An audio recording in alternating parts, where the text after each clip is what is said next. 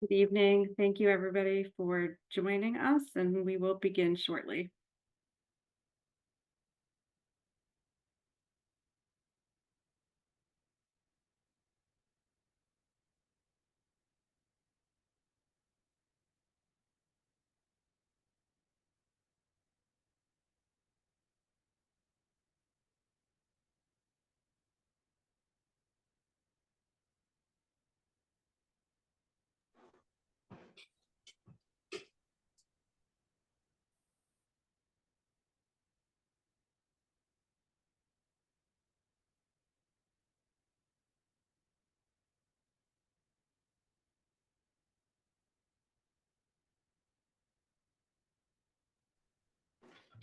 Thank you to everybody for coming tonight. We're going to give it about another minute, and then we will get started.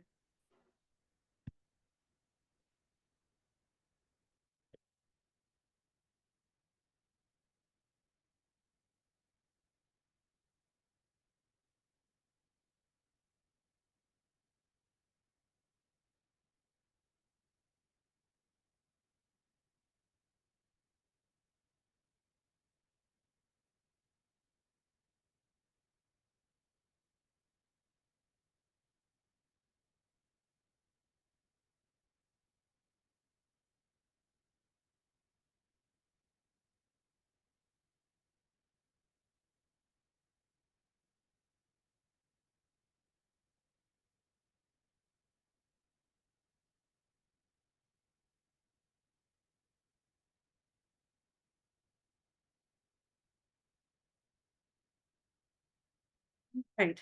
We are going to get started. Thank you, everybody, for being here, and welcome to the first of our three-part series focusing on women's health and arthritis. Our focus tonight will be contraception. My name is Jessica Barak. I'm the executive director for the Arthritis Foundation Illinois. I have been with the foundation for just over 7 years, and my personal connection is that my husband has rheumatoid arthritis. So I appreciate everybody who's here tonight and for all that you do to support the arthritis community in whatever way that might be. I'm going to do a couple of quick housekeeping items for you. Everybody is muted. So if you would like to ask a question, feel free throughout the presentation to do so using the question and answer feature at the bottom of your screen. You'll be able to type in your questions, and then we will have an opportunity at the end of tonight's session to go through those questions and allow our panelists to answer.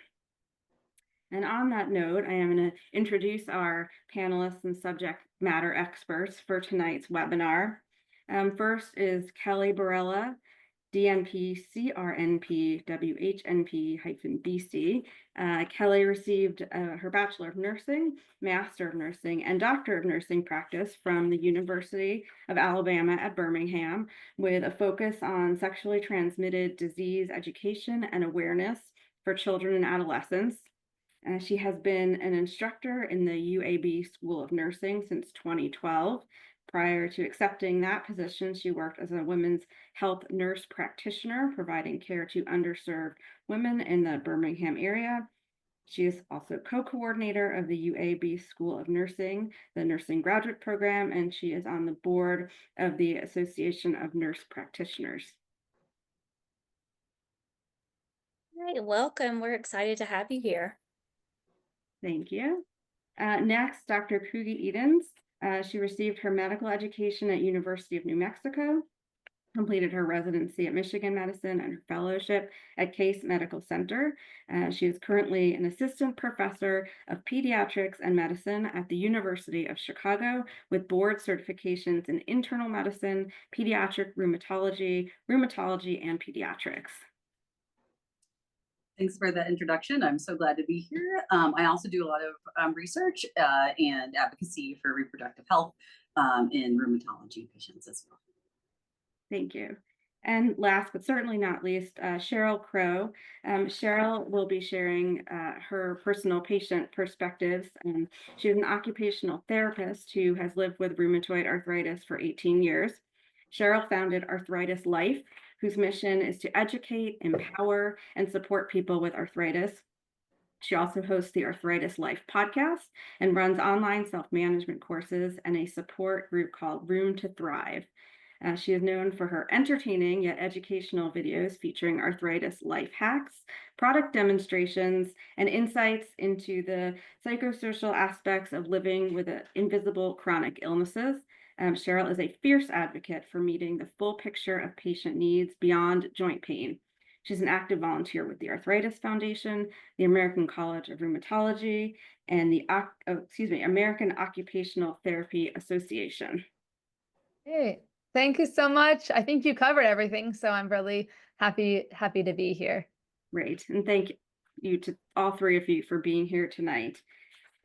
Before we get started with the panel discussion, Q&A, which is how this session will be hosted tonight, we do have opening remarks from Representative Joyce Mason from the Illinois 61st District. Joyce is a full-time legislator, former vice president of the Gurnee-based Woodland Community School District 50 Board of Education, and a human resources consultant. She's currently in the legislature. She is the chairperson of the Child Care Access and Early Childhood Committee. She is involved in education policy. She's the vice chairperson of the Energy and Environment Committee. She's on the Labor and Commerce Committee and International Relations, Tourism, and Trade. And she has served from January 2019 to the present. And we do have some recorded remarks from her, which we will share with you now.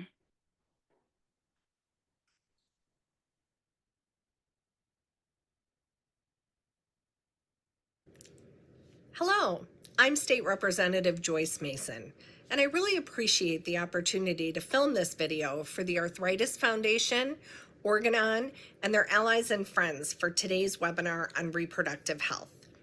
For women like me who are living with arthritis or other rheumatic conditions, and for their caregivers, we know that making a choice on the best method of pregnancy prevention is a critical decision, and a very personal one at that. When it comes to reproductive health and contraception, there are so many aspects of our lives and health to consider.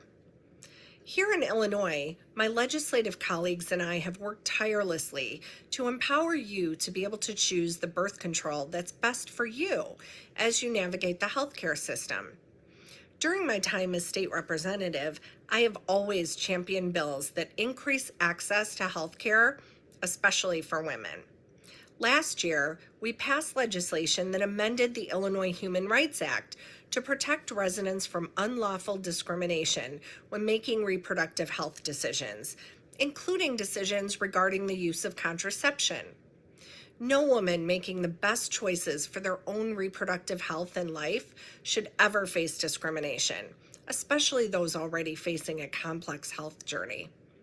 It is so wonderful to have a group of passionate advocates gathered here to talk about the importance of empowering women living with arthritis to be their best healthcare advocates when it comes to their reproductive health.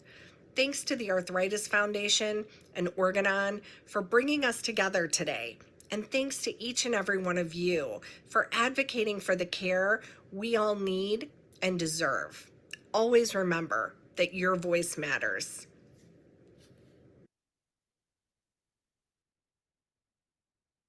We appreciate Representative Mason's comments with us tonight. So now we're going to dive into our panel question and answer. These questions are for any and all of our panelists, so don't be shy, just jump in with your comments. So we'll start out with, can you provide an overview of different types of birth control and how a rheumatic condition might impact what type to use? Sure, I'm happy to do that. So currently there are so many types of birth control methods out there. And like the representative was saying, when you're choosing or looking at selecting a contraceptive option, and when you're talking with your provider, we want to hear from you. We want to know what your preferences are, what you think that you're going to be able to adhere to the best. A lot of it depends on your age, other health conditions that you may have besides arthritis, other medications that you may be on. If you're looking at a return to fertility quickly, or if you're looking for long-term contraception, cost, accessibility. So all of these things we take into account when we're looking or counseling patients on different types of birth control that are out there. We currently have 4 types of birth control methods that are out there on the market, either prescription or over the counter, that you can choose from. One being combined hormonal contraception that includes birth control pills. We have the transdermal patch. We still have the patch. We have some new and better patches than we had in the past. Also vaginal rings, like the Nuva ring. Now we have another ring that is also great and is for 13 months versus the older rings that you had to change out more quickly.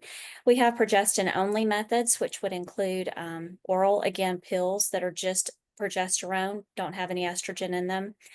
Then also the IUDs or LARCs that have the progesterone in them. And then also we have the Depo-Provera, which is an injectable that I will talk about in just a minute. That might be one that I would really maybe try to stay away from with women who have arthritis, just because of the bone loss that can occur with that.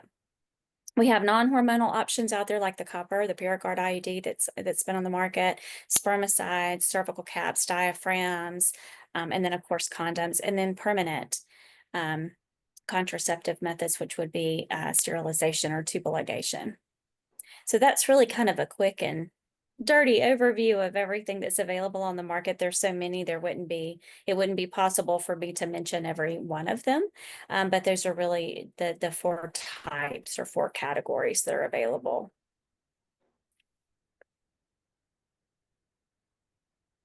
Like to add any comments? To me, the arm implant was just the one that I think about a lot for my patients. A lot of my patients are already taking other medications, whether it's for their rheumatic disease or further. And to me, things like IUDs and the arm implant, which don't have, again, estrogen in them, are really great options. So why is it important for women with rheumatic diseases to understand the different contraception options available to them? And how does that differ from for the arthritis community from the general public? And I think you touched a little bit on that just now. Yeah. To me, our patients do maybe have some different needs. And some of that has to do with perhaps the diagnosis, as well as some of the medications that our patients take that are really effective for different types of arthritis. Methotrexate, our tried and true medication that we've been using for 40 plus years, that really changed the early phase of arthritis treatment.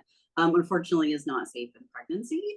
A lot of rheumatology patients hear that means that they can't get pregnant.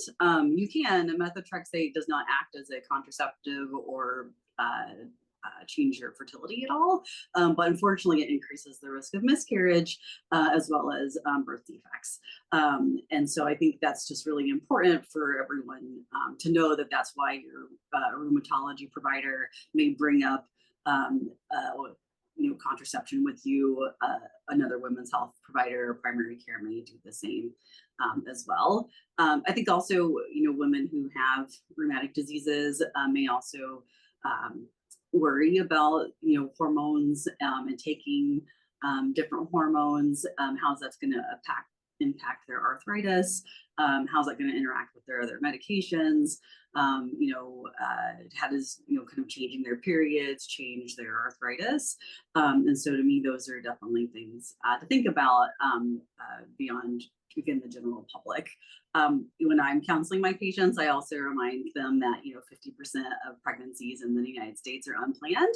And that doesn't mean that they're unwanted. It just means that maybe they weren't expecting. And again, that may not be as important for someone who doesn't have a rheumatic disease or who, again, isn't on a medicine that's not safe for pregnancy.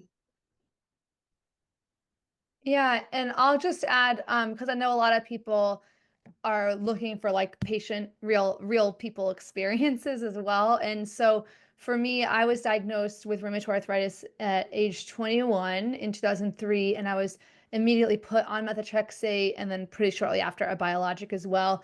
But yeah, in my 20s, it was definitely something that my rheumatologist did a good job, explaining to me. I never worried that I couldn't get pregnant later on. She explained that you definitely don't want to get accidentally pregnant on methotrexate because of the reasons Dr. Edens mentioned, with birth defects and stuff like that. So I was just really, really careful. I would, but I personally used back then, again, I just used the hormonal birth control pill because it just was easy for me to remember to take and everything. Um, and then when my husband and I wanted to get pregnant, we went off it methotrexate, because I know this is a question a lot of people have when I talk about the fact that I've experienced pregnancy and postpartum with rheumatoid arthritis. They say, well, how long did you go off methotrexate?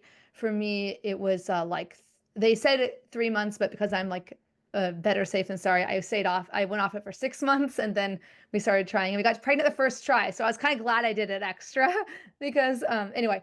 And so, and then was able to go back on the medicine later on.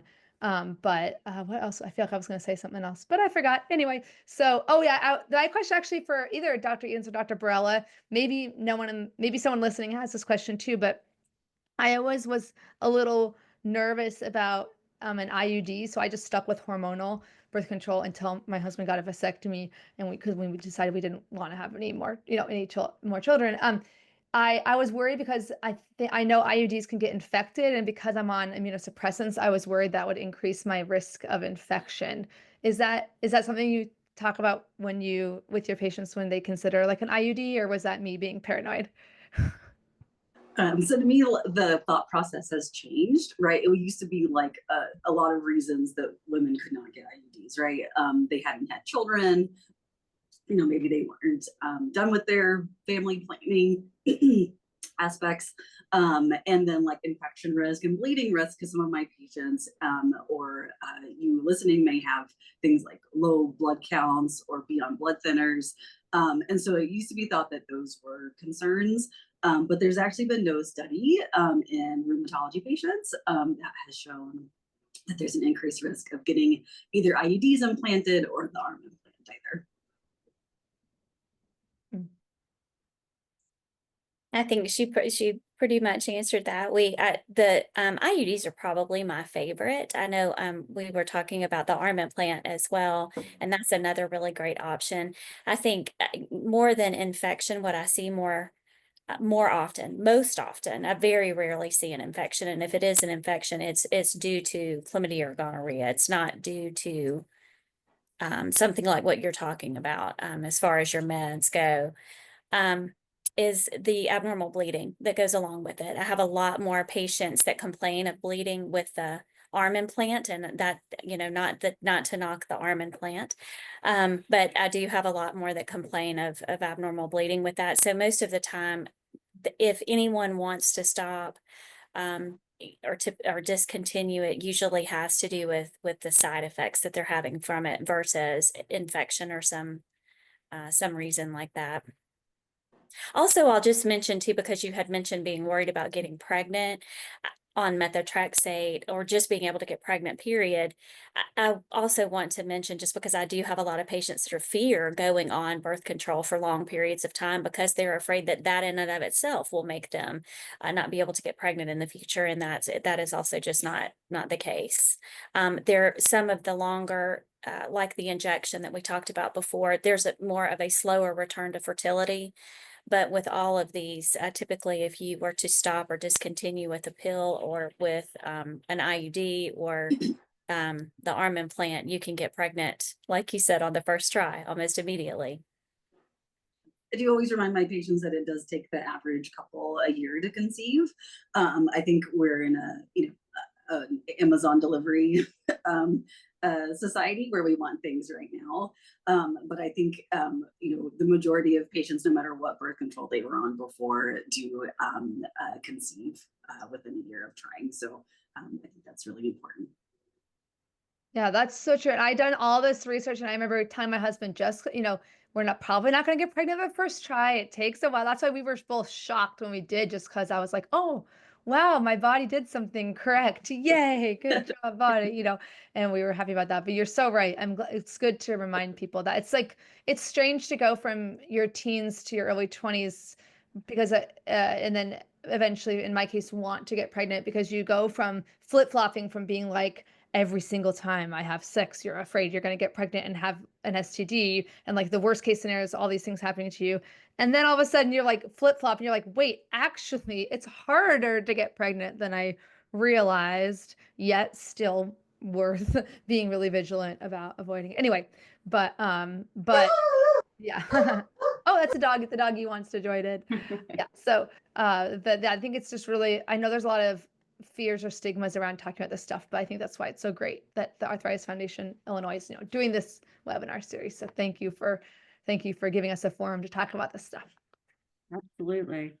The next question is, can birth control effectiveness be impacted by arthritis medications? That might be, if for specifics, that may be one that Dr. Edens needs to answer. Because I do believe that some of them can affect, or maybe not necessarily affect, the birth control, but maybe some of the estrogens or some hormones may actually affect the arthritis medication. So I don't want to get that wrong, so I'm going to let her Right. answer I can that certainly question. answer. I think it's hard, we all hear things like, I was taking antibiotics and when my birth control, and, then I accidentally got pregnant. There's actually only one antibiotic that interacts with birth control medication. So I think it's always great to look and make sure that there is not. Pharmacists can certainly help with this as well, because a lot of times we forget about it when we're sitting in front of whomever either is prescribing our arthritis medications or the contraception that we got. I will say there's also, to me, drugs.com actually has one of the best online drug interaction checkers, and it's free. And so you can actually easily check the interactions between your medications and any sort of contraception you take or other medications that you may be taking. In terms of our rheumatology medications actually impacting the effectiveness of birth control, there actually aren't any that decrease the ability for contraception to do what it's supposed to do. And so I think that's, again, really important. Obviously, IUDs or, barrier methods work differently. And so, they are kind of irrelevant of medications that you may be taking. But I think it's just kind of important. There are certainly medicines that you may take beyond your rheumatic disease medications, however, that may actually impact specifically things like seizure medications or other kind of psychiatric medications and some cardiac ones. The one thing that I do think about, and again, when Kelly was going through the different types of birth control that we have, is that there are some patients who shouldn't use birth control that contains estrogen. And those are typically the combined pills, the ring, and the patch. And that's because some of our patients do have an increased risk of having blood clots, or may have already had a blood clot, and estrogen also increases that risk. If you don't know if you're at risk or not, then I would certainly ask your rheumatologist if they can do the testing that's called antiphospholipid antibody testing to see. It's a rare condition, but again, certainly there are patients who don't find that out until they do take birth control or get pregnant, and the birth control they typically take has estrogen in it. And so that's one thing just to think about in terms of other medical conditions and how someone's birth control choice might be play a role in that. Great, thank you. So moving to slightly shifting the topic a little bit, are there any precautions that should be taken by the partner of the individual who may be on an arthritis medication? So, the person carrying the child does not have arthritis and is not taking arthritis medication, but their partner is in that situation.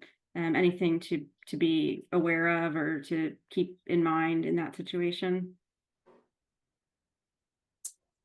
There are certainly some medications that actually can affect sperm, and how like sperm is maturized or kind of made like kind of grown up in the testicles. And so also someone's how active someone's arthritis is. The same thing can be said for women as well. We think, we kind of know that inflammation is not good for most of our body parts, but our body does think that it's not a great time to conceive when we're very inflamed. And so that kind of is the same for our sperm counterparts as well. The two medications that I think about the most, one is actually our NSAIDs, right? Our non-steroidal anti-inflammatory drugs, the things you can buy over the counter, naproxen, ibuprofen, meloxicam, all these very commonly used medications in arthritis can can cause some sperm issues, but they're reversible. But we just have to be aware of it. If a couple's, for instance, having some issues conceiving, that it may actually be a medicine that we use all the time, like ibuprofen. Another very common arthritis medicine is sulfasalazine. It doesn't actually have any fertility repercussions in women, but in men it can actually cause them to have a low sperm count. And so the guidelines are kind of that if a couple is having difficulty conceiving, that the partner should stop the sulfasalazine and then do a sperm analysis. So that's where they look at the sperm underneath a microscope about 3 months after stopping. And they may need to switch to a different medication then, so their disease is not flaring at that point.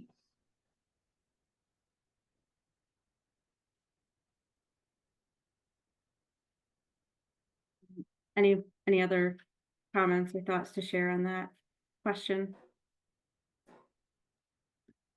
All right. So can you talk about emergency contraception related to arthritis medications? Anything to be aware of in that realm? Actually, Kelly, do you just want to talk about emergency contraception in general? I feel like sometimes the public and the patients that I talk to just have some confusing messages about emergency contraception.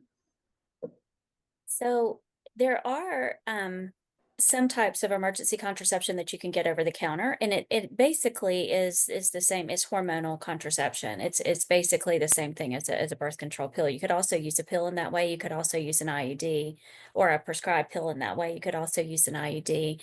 The timing is what's really important for emergency contraception.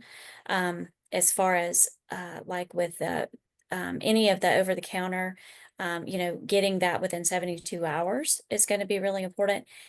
So I guess just really, understanding that there are methods that you can get over the counter. It just, the timing is the most important thing. And again, that 72-hour window is the most important there. But also you can use other types of methods like the IUDs. Have both of those now you can use, whether they're hormonal or non-hormonal. I'm not sure if that completely answered that question. I can certainly talk about it in terms of like arthritis medications.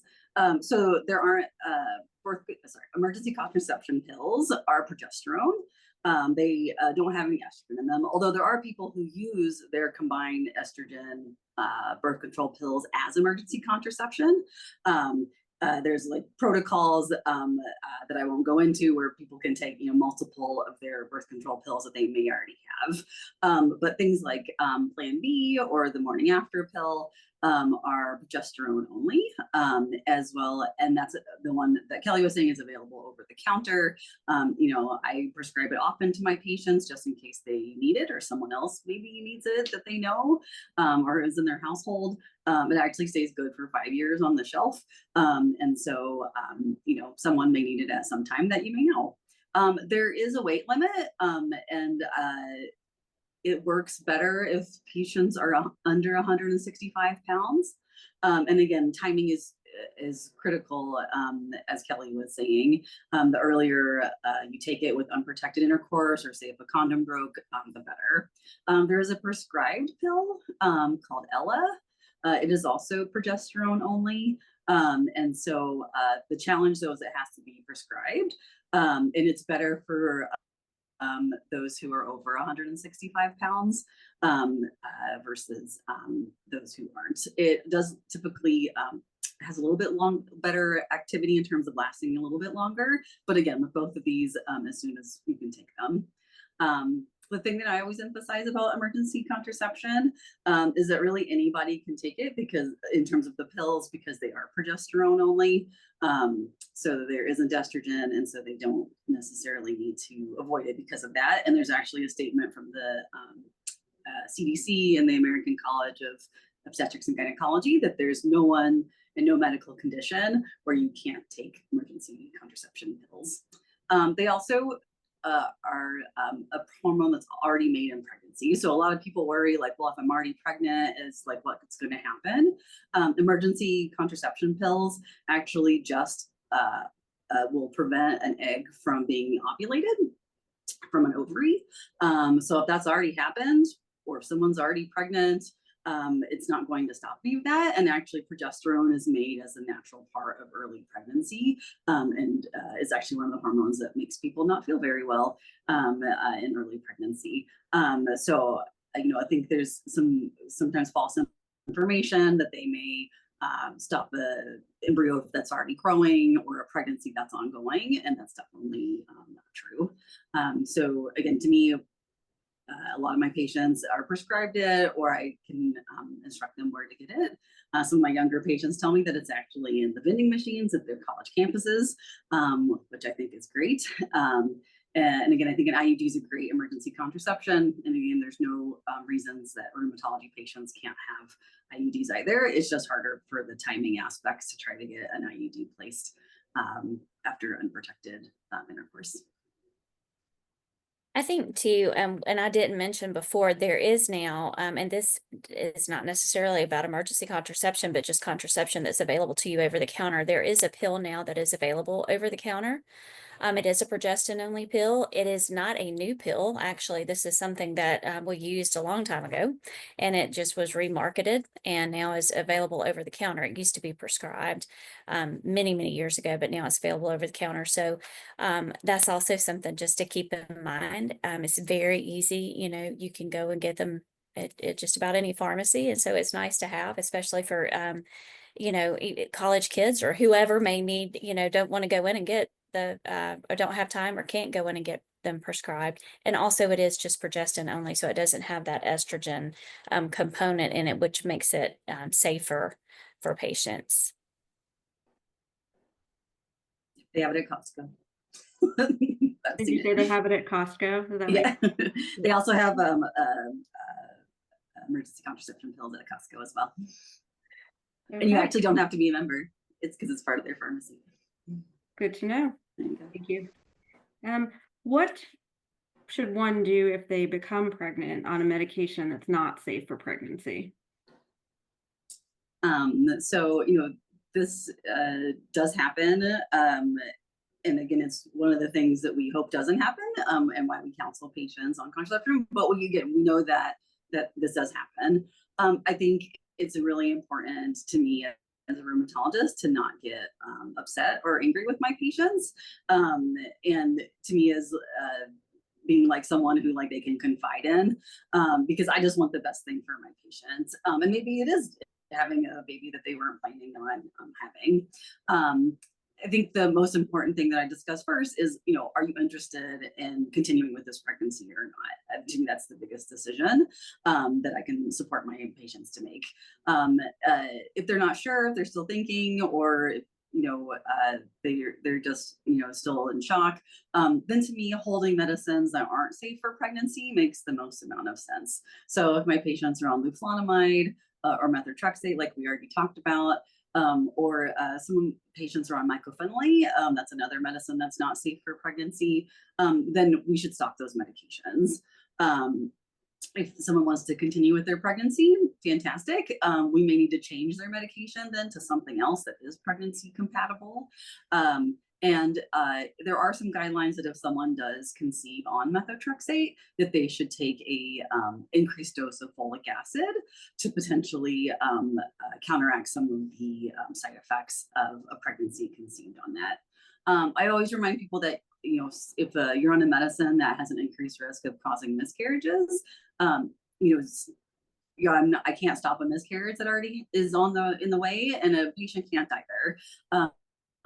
And the birth defect aspect from methotrexate is actually quite small. It's only about 10%, versus the loss and miscarriage rate is actually quite high. So to me, it's really, you know, meeting the patient where they are with this pregnancy that they perhaps were not expecting.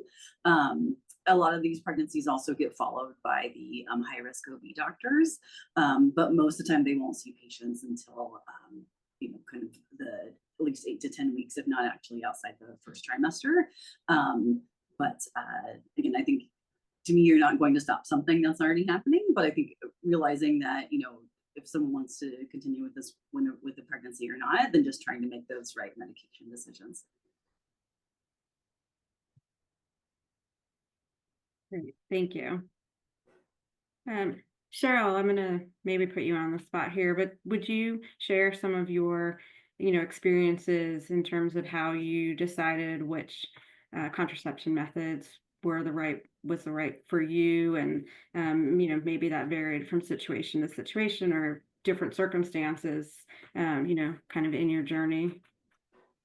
Yeah, happy to. And you know, I think it's complicated because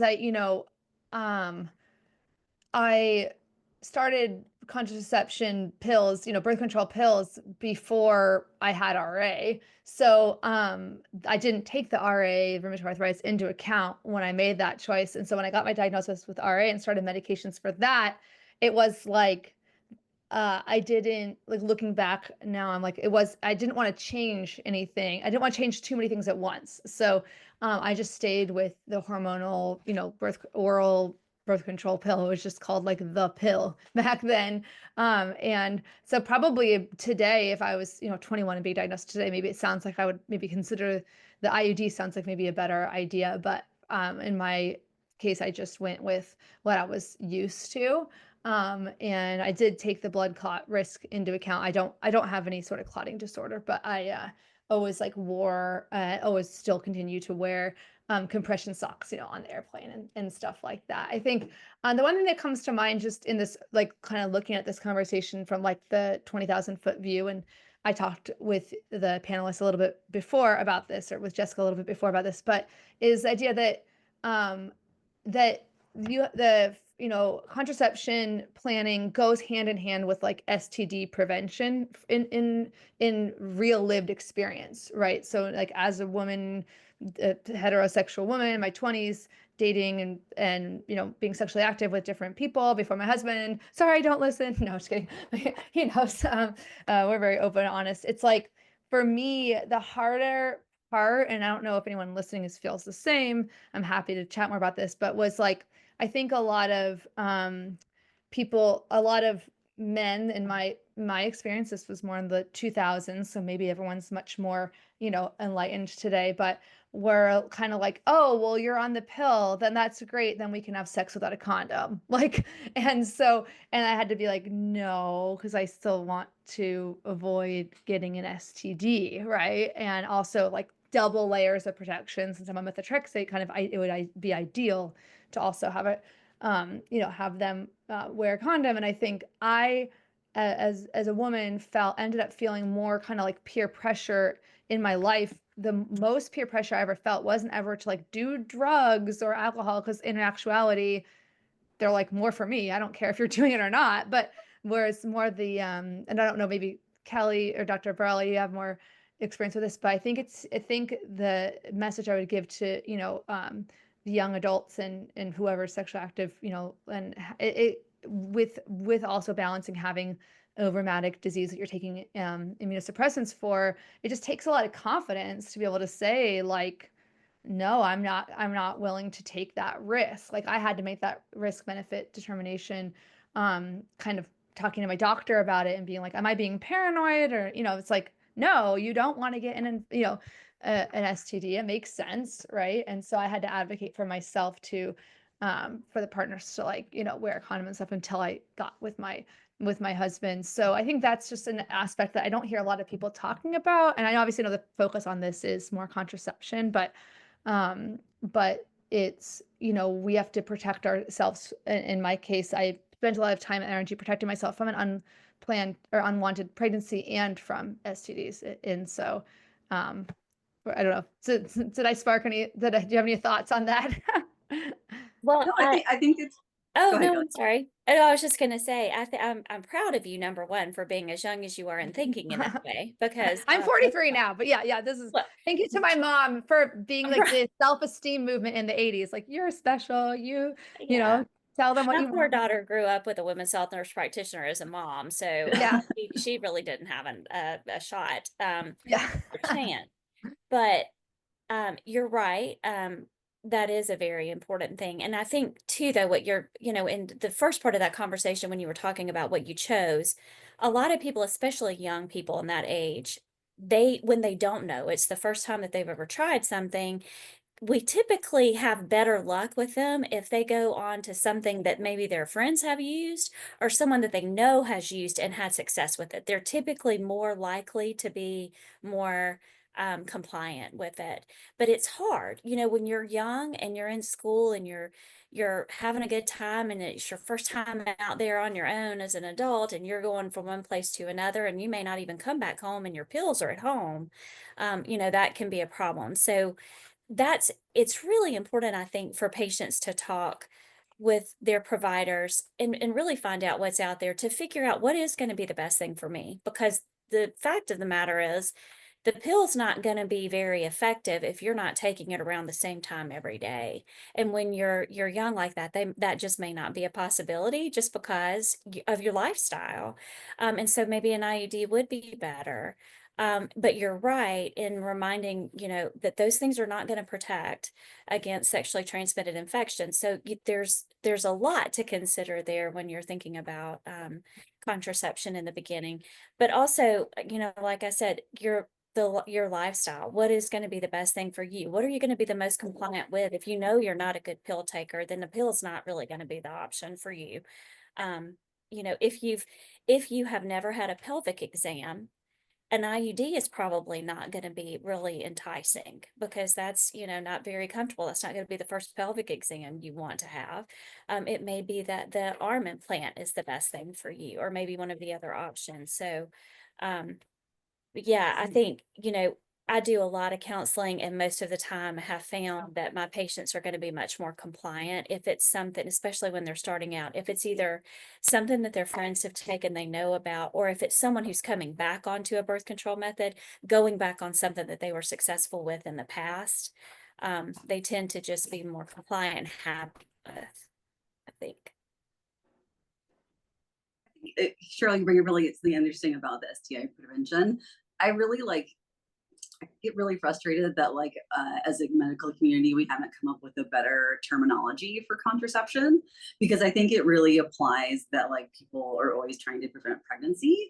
And I think a lot of patients actually use birth control and aren't having sex and are using it for different reasons. And I think sometimes we miss a lot of that. So, to me, right, polycystic ovarian syndrome, endometriosis are very underdiagnosed. And I think and one of the treatments for it is actually to use hormonal contraception. Certainly patients who have acne or have really significant anemia, or just really heavy periods. I think, we sometimes think that, that oh, well, you can take birth control for it. And I just wish it had a different name, because I feel like then sometimes it also wouldn't have a stigma to it as well. Because I know some of my patients who are not sexually active, but are on birth control, have expressed to me their concerns. So I do think, aside from STI prevention and pregnancy prevention, I think thinking about all the contraceptives that we talked about tonight, and then again, the different things that they can do again for each person, right? I have a lot of patients who are, very significant athletes, right? Or like gymnasts, and like for gymnasts to get their period is like a really difficult, thing. Like those leotards just don't hide anything. And so, I think just lifestyle, in addition to like in the other medical things, maybe people have really bad PMS or PMDD. And I think the one thing that I emphasize to my patients is that there is actually a couple of studies out there that show that one, and as this is actually Cheryl, you made me think of it, that actually women who are on birth control actually have a lower risk of developing rheumatoid arthritis in the future. So again, it's not this thought that the hormones that are in birth control actually trigger RA, because the hormones that are in birth control actually are the hormones that our body makes anyway. It's actually in lower levels. So women who are already on contraception actually have lower RA risks of developing it in the future, but that women who actually take birth control who have RA actually have less flares and actually have better disease control. And so I think some patients that I treat, their contraception, again, and they may not be using it for birth control, is a critical part of their arthritis plan and their arthritis treatment, because some of them also like don't have periods on it, right? They'll take like their pills without breaks, or again, have an IUD or an arm implant, and that can be really useful for someone who notices that their arthritis symptoms may flare up around their periods or around their ovulation time. Well, And I agree. I think that the majority of the patients that I put on any kind of contraception is for abnormal uterine bleeding. It's not for birth control at all. And I have a gynecology clinic. Yeah. I see only gynecology patients on one day a week, and that's what I do. And you're right. I do think that, it's funny to me always that patients feel like they need to have a period, because that's the normal thing. And now we've got these pills that are marketed that you can go for months and not have one, and then really you can do that with any pill that's not a triphasic pill. You could try it with a triphasic, but you're probably going to have some breakthrough bleeding, but you don't have to have a period. And if that's where you're having your flares and that is where your pain is coming from, you don't have to do that. There's nothing inside that you need to get rid of. I think that's patients speak, well, I'll just be dirty. There's nothing there to bleed away. These are your natural hormones that, we're just, instead of what we're doing when we do that, instead of going through that, I guess, that roller coaster of hormones during the month, you're just keeping them at a steady state. And so that's keeping you from having to go through the pain that you experience when you're having the period, not only from the cramping that you may have itself, but from arthritis flares as well. I do want to be mindful of our time together, which is coming to a close soon, and I want to make sure we can get to participant questions and answers. But I do want to shift one final time and talk about communication. Specifically, what are your general recommendations on best practices for how a patient should communicate with their healthcare provider team about their contraception plans, which healthcare providers should be involved in the conversation? Yeah, that's the question. Well, I think, that having a conversation, and I always tell my students, I will say this, I tell my students that we get the majority of everything that we need from a history. If you do a really good history on a patient versus doing the exam, the more that you can tell your provider about what's going on with you and your disease process, the medications that you're on, learning you as a person and what's going to be the best, maybe the best method for you, the best compliance for you, are the things that we need to hear. I know a lot of times I have patients who are scared to tell me, certain things. And that makes me very sad, because the only way that we really can take the best care of our patients is for them to be able to be honest with us and have that trusting relationship. So my suggestion would be, if you have questions, talk to us. If you aren't sure about something, talk to us. Let us know what's going on with you so that we can help you the best way that we can. And that's just, we've got to get a really good history from you to be able to to give you all, to educate you, basically, give you all the information that you know about what's going to be safe for you so that you are informed and can make that decision for yourself because you're the biggest part of the team. And helping us, we're not, it's your body and we're just here to help you find the method and the option that's going to be the best for you and your health. Yeah, no, and I completely agree with that. I think, most people don't think about their rheumatologist as the person to talk about contraception with. And again, I think I'm a rare rheumatologist who really is engaged in my patients' reproductive health. But again, it's important if you're not going to, if you're not interested in birth control, but you're on methotrexate and and again, to me, no one should have to go through the loss of a pregnancy if we can prevent that. There's lots of other medications out there, right? So like being honest with your rheumatologist that, I'm just not interested in taking any sort of contraception. I just don't want any, hormones or I don't want anything implanted in me is fine. But then, don't continue taking the methotrexate with that risk. Just being really honest. And the same thing if you are interested in becoming pregnant, right? Just tell us. I think a lot of patients think that rheumatologists are going to be mad or angry that their patient wants to get pregnant. Studies actually show we're more mad and angry, not me, other people, when it's unplanned, right? Again, when you have the pregnancy on methotrexate and then we have to scramble and kind of freak out a little bit versus, saying like Cheryl, like, I want to get pregnant. I stopped my birth control pill. I'm going to hold my methotrexate for 3 months and, then conceive at that time. So I think it's just important, again, to have those really open conversations. And I agree with Kelly, to me, a history can give you a ton of information. And one of those questions that I ask is, are you interested in becoming pregnant in the next year? Yes, no, I don't know. And then if you aren't, then like, what are you doing about that, right? Because most couples, if they have sex for 1 year unprotected, are going to become pregnant.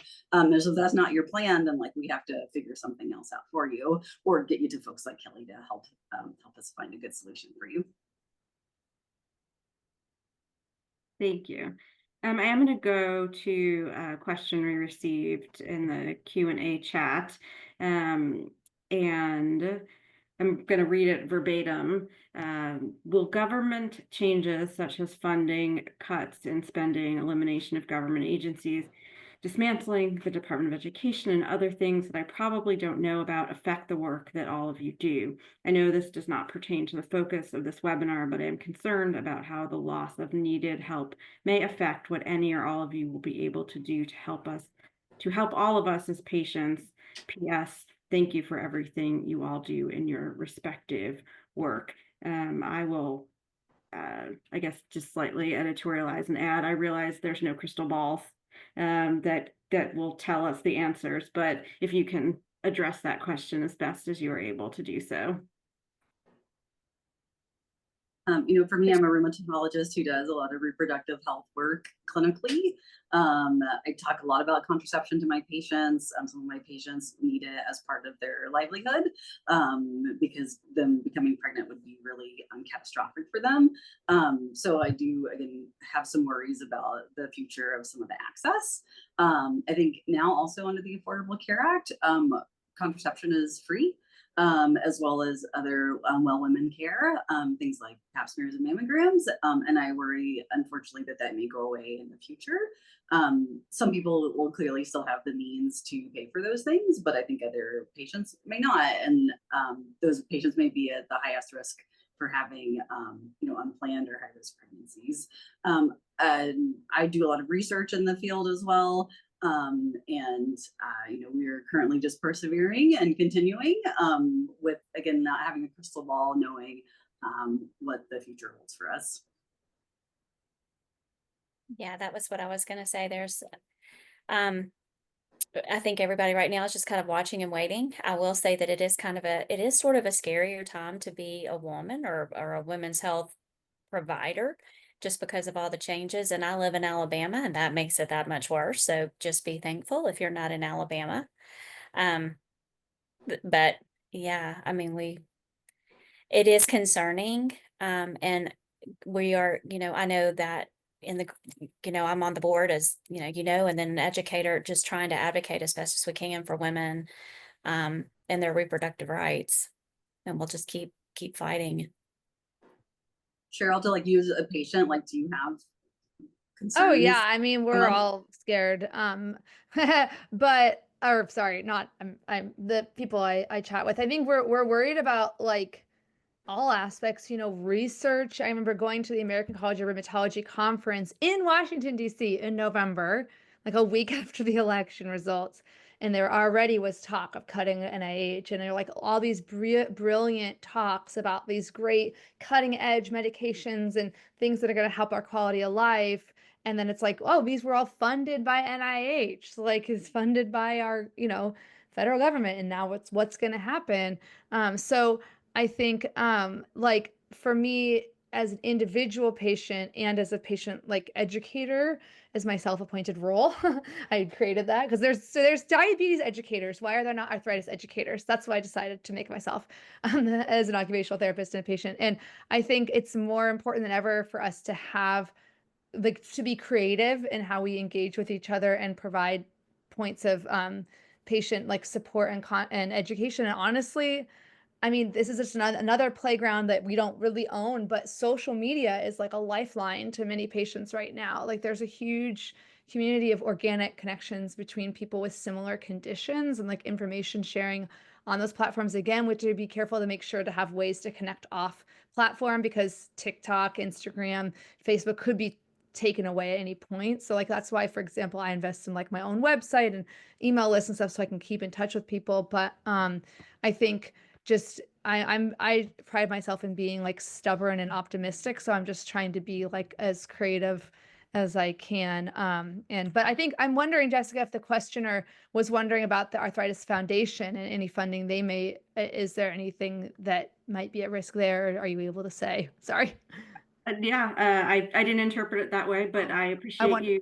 Yeah, Or no, it's a I'm fair worried. interpretation. Yeah. And the good news is that the Arthritis Foundation only has a very small level of funding from government, national grants, and we are not at all at risk of our work being impacted by any cuts or anything. We actually just had a call where our CEO addressed that head on, and said, let's talk about, the elephant in the room. But yeah, we are not at risk for any of the services or education or webinars like these in terms of what we were able to provide. And I think, strategically that was a decision made by the organization at some point.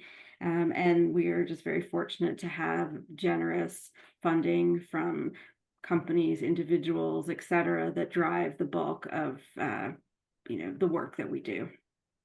That's amazing to hear good news. Yeah. Thank you. We have a closing and we're going to go slightly over, so I apologize in advance, but this has been such a wonderful dialogue that we've been having.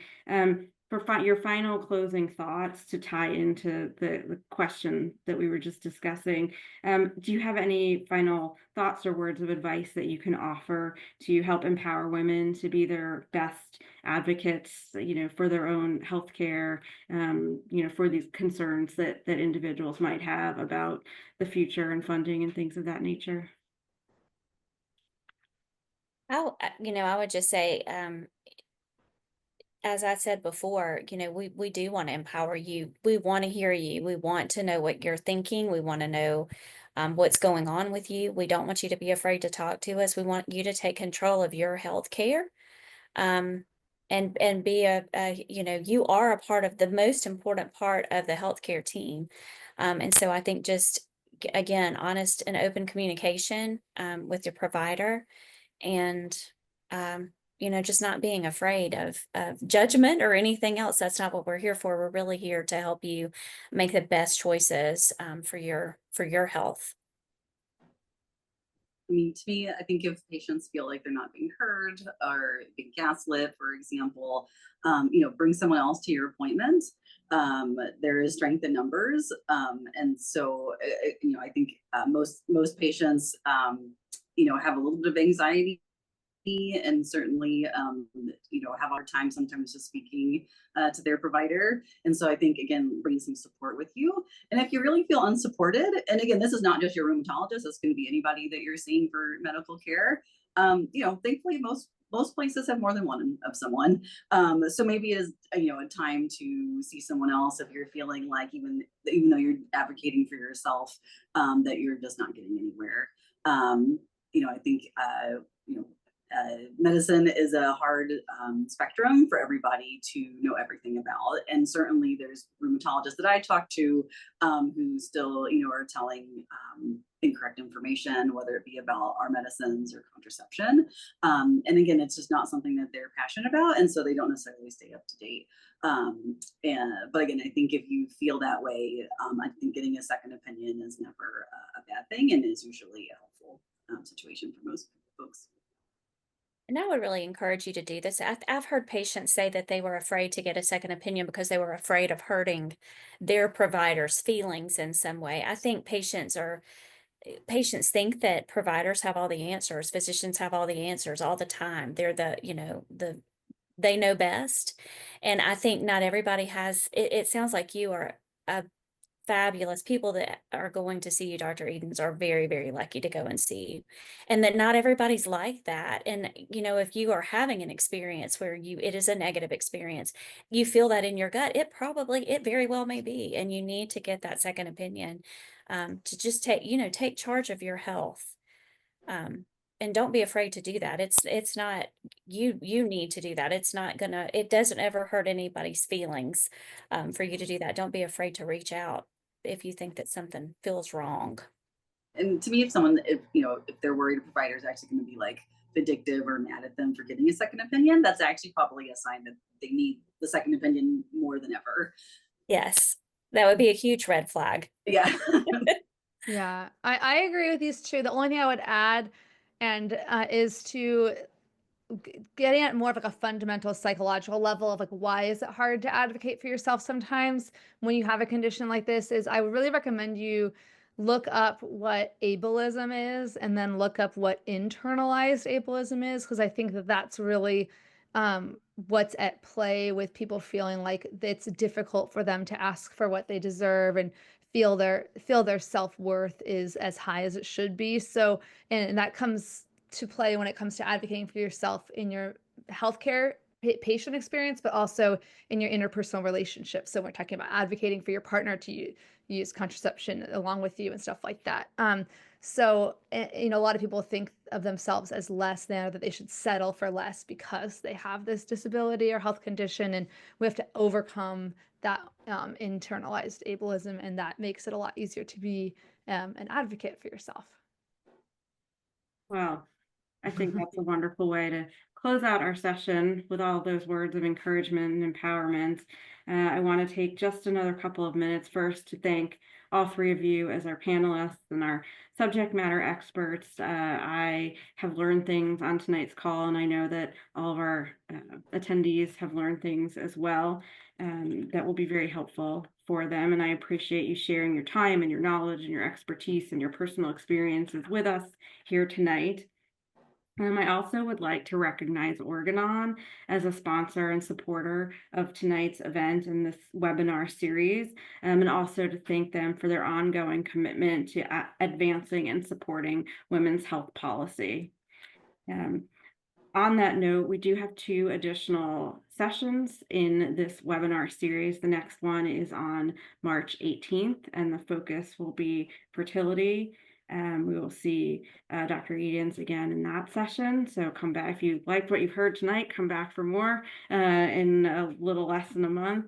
And then on just 2 days later, on March 20th, we'll round out the series with our final session focusing on general women's health. And Kelly Borrello will be back with us for that session. So you got to see both of them again at some point in our webinar series. So we do hope to see you back. If you can't attend either of those sessions, please do still register because then you will be able to receive the recording and any supplemental materials that we will send out, which we will also do for tonight's session as well. So before I officially close this out, any final comments from our panelists?